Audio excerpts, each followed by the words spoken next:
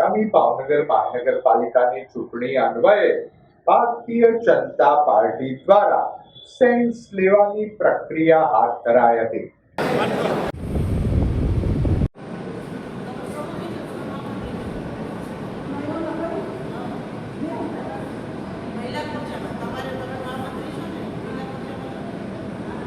રવિવારે સવારે કાળિયાબીડ સપ્તપદી હોલ ખાતે પ્રદેશ નિરીક્ષકોની ટીમે ભાવનગર મહાનગરપાલિકાની ચૂંટણી લડવા માંગતા ભાજપના ઉમેદવારોને સાંભળ્યા હતા.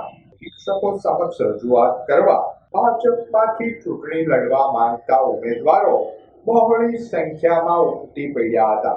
શહેરના તમામ 13 વોર્ડ માટે સેન્સ લેવાની પ્રક્રિયા હાથ ધરાઈ હતી. પ્રદેશ ભાજપ દ્વારા સ્થાનિક નેતાઓ સાથે ચર્ચા કર્યા બાદ યોગ્ય ઉમેદવારોને ટિકિટ અપાશે.